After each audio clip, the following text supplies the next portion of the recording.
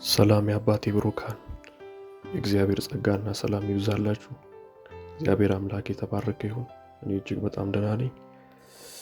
ዛሬ በጣም እጅግ አስቸኳይና ትንቢታዊ የሆነ መልእክት አለኝ።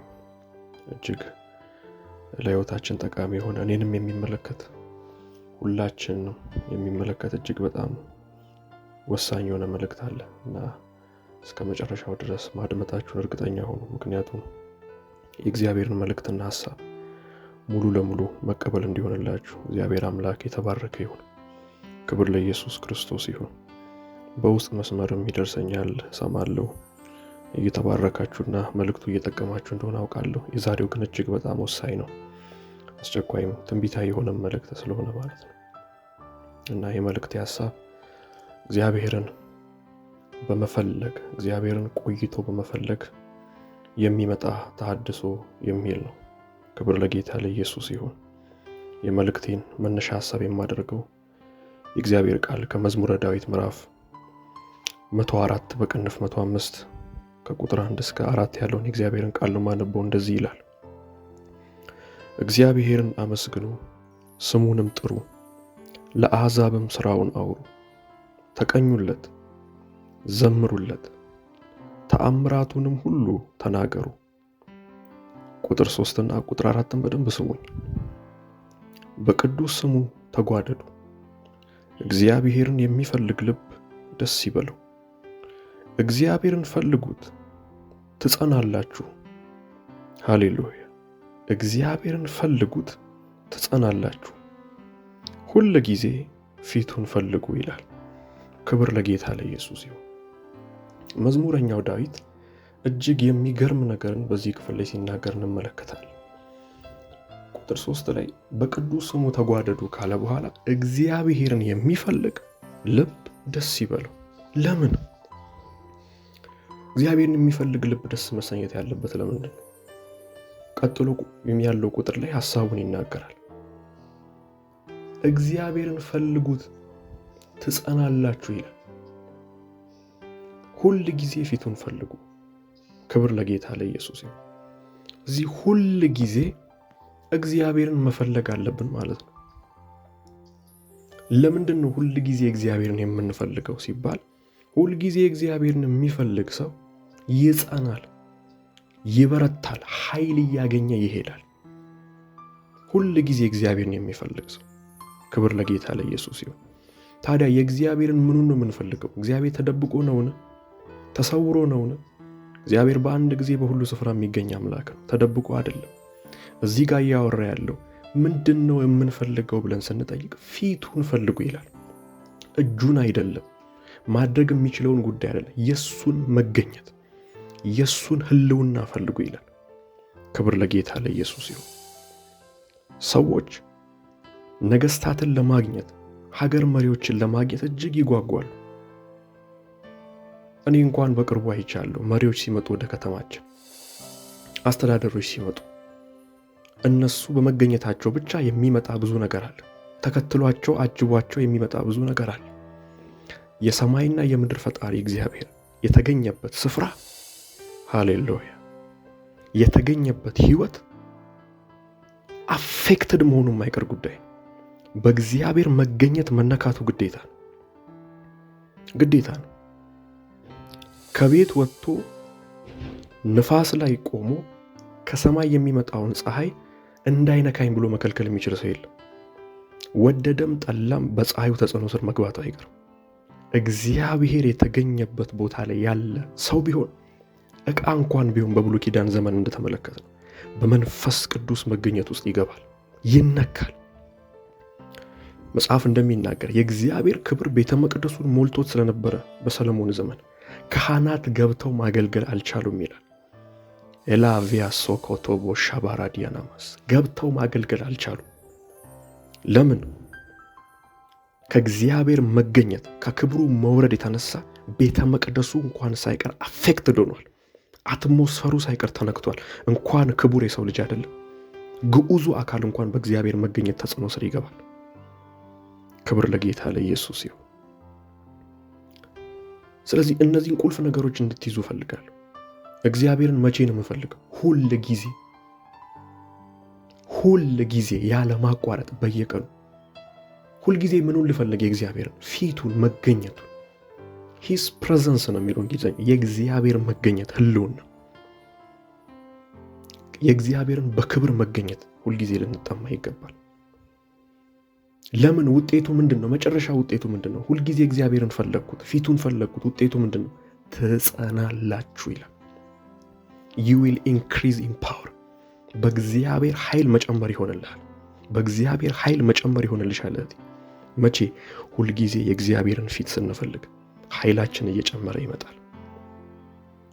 ስትሬንግዛችን እየጨመረ ይመጣል። ለምን? እግዚአብሔር በዘመናት መካከል ድካም የማያውቁ አምላክ ነው። ብርታቱ ወደኛ ይጋባል። ኃይሉ ወደኛ ይጋባል። እሱ የተገኘበት ቦታ ላይ በሽታ መቆም አይችልም። እሱ የተገኘበት ቦታ ላይ ሐዘን መቆም አይችልም። የእግዚአብሔር መገኘት የመጣበት ስፍራ ላይ የትኛውም ነገር እንደነበረ መቀጠል አይችልም። መልእክቴን ሁሉ መቀጠል አልቻልኩም። በዚሁ መንፈስ ጥቂት መጸለይ እፈልጋለሁ። በጌታ በኢየሱስ ክርስቶስ በዚህ ሰዓት ይሄን ድምፅ እየሰማ ላለ ነፍስ ሁሉ ጸልያለሁ።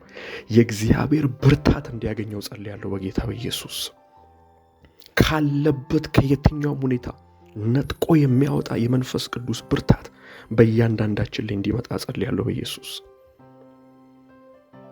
እግዚአብሔርን መፈለግ። ክብር ለጌታ ለኢየሱስ ይሁን። እግዚአብሔርን መፈለግ፣ ሁል ጊዜ ፊቱን መፈለግ፣ ሁል ጊዜ። ለምን? የማይደክም ጌታ፣ ኃይል የማያጥረው ጌታ፣ ብርታት የማይጎልበት ጌታ። ለዚህ ነው ኢሳይያስ ምዕራፍ 40 ከቁጥር 27 እስከ 31 ስትመለከቱ ያዕቆብ ሆይ እስራኤልም ሆይ መንገዴ ከእግዚአብሔር ተሰውራለች፣ ፍርዴም ከአምላኬ በውኑ አልፋለች ለምን ትላለህ? ለምንስ እንዲህ ትናገራለህ? አላወቅህምን? አልሰማህምን? እግዚአብሔር የዘላለም አምላክ ሃሌሉያ የምድርም ዳርቻ ፈጣሪ ነው ካለ በኋላ አይታክትም ይላል። አይደክምም፣ ማስተዋሉም በማንም አይመረመርም። ለደካማ ኃይልን ይሰጣል፣ ጉልበት ለሌለው ብርታትን ይጨምራል ይላል። ኢየሱስ ክርስቶስ ጌታ ነው። እሱ አይደክምም። አንተ ተሰውሮበታል የምትለው የኔን ፍርድ ረስቷል የምትለው አምላክ እኮ የዘላለም አምላክ ነው። ልንገርህ፣ አላወቅም እያለ የዘላለም አምላክ ነው። ከገደብ ውጭ ሆኖ የሚኖር አምላክ፣ እርጅና የማያውቅ፣ አይደክምም፣ አይታክትም፣ ማስተዋሉ በማንም አይመረመርም ይላል። እሱ ስለማይደክም የሚደክሙትን ግን ያበረታል። እሱ ስለማይዝል የሚዝሉትን ሲያይ ግን ያበረታል። የሱ መገኘት ለዚህ ነው ብርታትን ይዞ የሚመጣው። ፈልጉት ትጸናላችሁ። ስትሬንግዝ ወደ ህይወታችሁ ይመጣላል። መቼ? ሁል ቀን። ሁሌ ፊቱን የሚፈልግ ሰው ሁሌ ብርታት ይሆንለታል። እህትና ወንድሞቼ አትሸወዱ፣ አንታለል።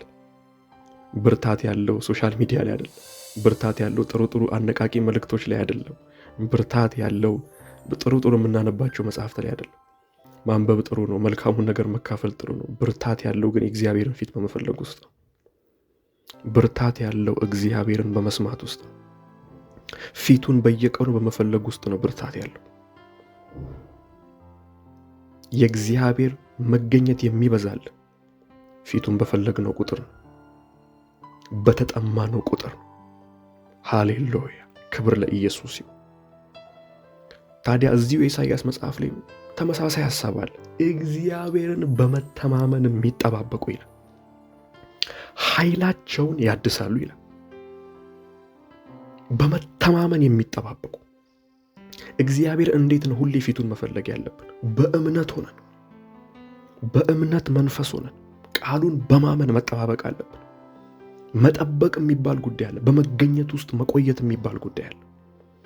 ኃይላቸው የሚታደስ ጉልበታቸው የሚበረታ ሰዎች እንዲሁ ዝም ብሎ የሚውሉ ሰዎች አይደል፣ ይጠብቃሉ።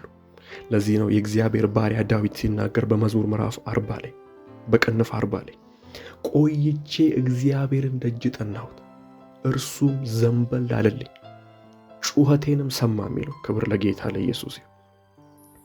መቆየት፣ መጠባበቅ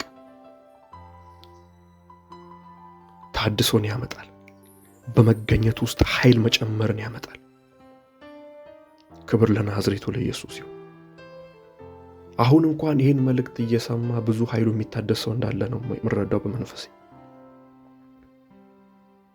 አንዳንዶቻችሁ ድካማችሁ የት እንደገባ ሁሉ አታውቁ። ዝለታችሁ ወዴት እንደሄደ ሁሉ አታውቁ። አንዳንዶቻችሁ ደግሞ ካላችሁበት ጥንካሬ ወደ ሌላ ጥንካሬ ስትሸጋገሩ ነው የማየው በጌታ በኢየሱስ። የመንፈስ ቅዱስ መገኘት ሲበዛላችሁ ያለው በሕይወታችሁ ላይ በኢየሱስ። ለዚህ ነው ቆይቼ እግዚአብሔርን ደጅ ጠናሁት እርሱም ዘንበል አለልኝ የሚለው። እግዚአብሔር ዘንበል ይበልል። ቆይቶ መጥናት የሚባል ጉዳይ አለ። በእግዚአብሔር እግር ስር መቆየት የሚባል ጉዳይ አለ። መገኘቱን መጠማት የሚባል ጉዳይ አለ። ለዚህ ነው ዳዊት እንደዚህ አለ መዝሙር ምዕራፍ 27 ላይ ቁጥር 4 ላይ እግዚአብሔርን አንዲት ነገር ለመንኩት እርሷንም እሻለሁ፣ በሕይወቴ ዘመን ሁሉ በእግዚአብሔር ቤት እኖር ዘንድ እግዚአብሔርንም ደስ የሚያሰኘውን አይ ዘንድ መቅደሱንም እመለከት ዘንድ ይላል። ክብር ለጌታ ለኢየሱስ ይሁን። አንድ ነገር በመገኘቱ ውስጥ መኖር፣ በእግዚአብሔር ቤት ውስጥ መቆየት። ለምን? መገኘቱ የብርታት ምንጭ ነው፣ የጥንካሬ ምንጭ ነው። ስለዚህ ከዚህ በኋላ በየቀኑ መበርታት እንፈልጋለን። አዎ መበርታት የማይፈልግ ሰው የለም። በየቀኑ ግን ብርታት ወደ ሕይወታችን የሚመጣው የእግዚአብሔርን ፊት በመፈለግ ነው። መገኘቱ መጥቶ ሌላ ምን ሊያስፈልገን? ንጉሱ ከመጣ ሌላው ሁሉ ተከትሎ መምጣቱ ግዴታው። ንጉሱ እዛ ካለ እሱ ማድረግ የሚችለው ነገር በሙሉ ከሱ ስር እዛው አለ። የእግዚአብሔር ልጅ ኢየሱስ ክርስቶስ በሕይወታችን ላይ ይብዛል። እሱ ከተገኘ ሁሉ አለ። መንፈስ ቅዱስ በሕይወታችን ከተገኘ በቂ ነው። የእግዚአብሔር መገኘት በሕይወታችን ላይ ይብዛል። ሰውን ከሰው የሚለየው የእግዚአብሔር መገኘት ነው። መገኘቱን የተሸከመና ያልተሸከመ ሰው ያስታውቃል፣ ይለያያል። አንድ አይደለም።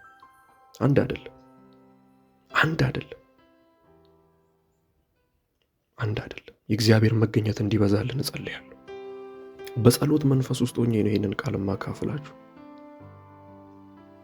ክብር ለጌታ ለኢየሱስ ይሁን። ስለዚህ እነዚህን ሳምንታት ይሄን ዓመት እግዚአብሔርን ከበፊቱ ይልቅ አብዝተን የምንፈልግበት ዓመት ነው። ቆይ እስቲ ይቆይ፣ ብርና ወርቁ መጠየቁ ይቆይ፣ ሌላው ነገር ይቆይ። የእግዚአብሔርን መገኘት መፈለግ። መገኘቱ ካለ ሁሉ አለ። ንጉሱ እዛ ከተገኘ ሌላ የሚያስፈልግ ጉዳይ የለም። የእግዚአብሔር ልጅ ኢየሱስ ስሙ የተባረከ። ስለዚህ ይህን መልእክት ለብዙዎች ሼር እንድታደርጉ አሳስባችኋል። ለብዙ ሰዎች ሼር አድርጉ። ኮመንታችሁን አስቀምጡልኝ። የጸሎት ጥያቄ ያላችሁ፣ ፕሬየር ሪኩዌስት ያላችሁ ሰዎች ዲስክሪፕሽን ላይ ባለው ስልክ ቁጥር ኮንታክት ማድረግ ትችላላችሁ። በኢሜል አድራሻችን thevoiceofgraceandmercy@gmail.com የሚለው ኢሜል አካውንት ላይ ኢሜላችሁን ማስቀመጥ ትችላላችሁ። በዋትስአፕ አካውንትን ኮንታክት ማድረግ ትችላላችሁ በዛው ስልክ ቁጥር። ክብር ለጌታ ለኢየሱስ ይሁን። ይህን መልእክት ሼር አድርጉ ለብዙ ሰዎች። የብዙዎችን ሕይወት የሚታደግ ምስጢር ስለሆነ ብዙዎቻችን በሕይወታችን መጨመር እንፈልጋለን፣ መበርታት እንፈልጋለን። በየቀኑ ግን ከአንደበታችን መጉደል የሌለበት ጸሎት እግዚአብሔርን መፈለግ የሚባል ጉዳይ፣ እፈልግሃለሁ የሚባል ጉዳይ፣ የእውነት ከመንፈስ የሆነ መፈለግ ነው። ታዲያ እንዴት እንፈልገው? ሁለት ነገሮችን ተናግሬ ይጨርሳለሁ። አንደኛ ኢሳይያስ መጽሐፍ ላይ እንደሚናገረው በመተማመን እግዚአብሔርን መጠበቅ፣ በእምነት እግዚአብሔር ለእያንዳንዱ የእምነትን ስጦታ እንዳካፈለው መጠን ይላል መጽሐፍ ቅዱስ። ሁላችንም ውስጥ እምነት አለ። ታዲያ ምንድን ነው የጎደለን? የእግዚአብሔር ቃል እመኑ ሲል። ዓይን አለን፣ ለማየት ግን ብርሃን ያስፈልገናል። እምነት አለን፣ እምነታችን እንዲሰራ ግን የእግዚአብሔር ቃል ያስፈልገናል። መጽሐፍ ሲናገር የእግዚአብሔር ቃል ቅን ነው፣ አሰራሩ ሁሉ በእምነት ነው ይላል። ስለዚህ የእግዚአብሔርን ቃል ወደ ሕይወታችን ማስገባት ያስፈልጋል። ወደ ነፍሳችን የእግዚአብሔርን ቃል፣ እግዚአብሔርን በመፈለግ ውስጥ ቃሉን ወደ ውስጣችን ማስገባት አለብን። ለዚህ ነው እምነት ከመስማት ነው፣ መስማትም በእግዚአብሔር ቃል ነው ይላል። በእግዚአብሔር ቃል ውስጥ ሊሰማ ይገባል፣ ድምፅ ሊሰማ ይገባል። በቃል ውስጥ የሚያልፍ ድምፅ አለ። ያ ድምፅ እምነትን ይፈጥራል። ስለዚህ በእምነት ነው እግዚአብሔር የሚጠበቀው፣ ዝም ተብሎ አይደለም እግዚአብሔር የሚጠበቀው። ሁለተኛ በምስጋና መንፈስ ውስጥ ሆኖ ነው እግዚአብሔር የሚጠበቀው። ኢዮሳፍጥ ሌዋውያንን ካህናትን እንዲዘምሩ መዘምራን አስቀምጦ ዝም ብሎ አይደለም የተቀመጠው። መዘምራኑ ቸርነህና ምሕረትህ ለዘላለም ነውና እያሉ እግዚአብሔርን ማመስገን ሲጀምሩ ድብቅ ጦር መጥቶ ጠላቶቻቸውን መታላቸው። ስለዚህ እግዚአብሔርን የምንጠባበቀው አንድ በእምነት፣ ሁለተኛ ደግሞ በምስጋና መንፈስ ውስጥ ሆነን ነው። ስለዚህ ተባረኩ። እጅግ አድርጌ እወዳችኋለሁ። የእግዚአብሔር ጸጋና ሰላም ይብዛላችሁ በጌታ በኢየሱስ